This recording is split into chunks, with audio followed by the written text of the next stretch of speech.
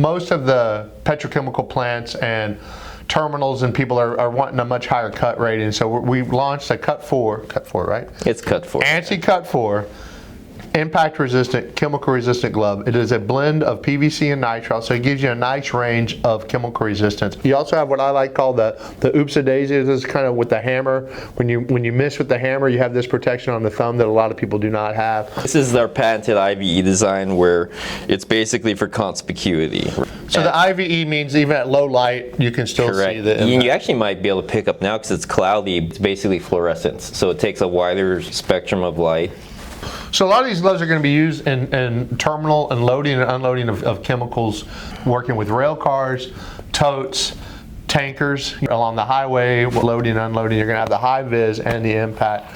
There's a lot of other gloves that are cut resistant that have chemical resistance but don't necessarily have all three. And then we have a nice aramid liner in here that gives it the cut resistance on there too. The longer length also will cover up over through the coveralls to give them much more length up the mid-arm.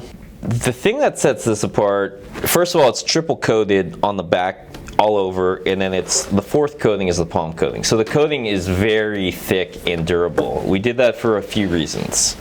You see a lot of gloves out there that are shorter, right? Maybe 14 inches, 12 to 14 inches. Correct. Those are easier to manufacture because you only have to chemical test them at one place, and that's the palm.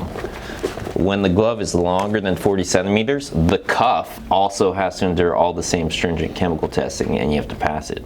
So ours is longer, so we had to go through and get it tested at the palm and the cuff and make sure it passes. That's also part of why the coating is thicker. It gives it more resilience. Second, these gloves get flexed over and over, right?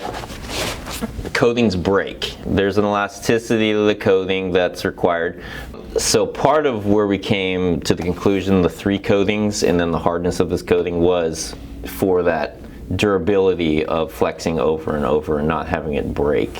So you get longer wear, much more dexterity, and then the main thing we come up with is compliance. If the worker's not going to be wearing the glove, that's when your injuries come in. They don and doff the glove. So if they can have a glove they can do the work with, they won't doff the glove to go pick up a tool or to do something different, we get more compliance. The intention was this, to basically make something that's protecting you from chemicals. The coating is the best combination to cover chemicals across the gamut, and that's why we went with that.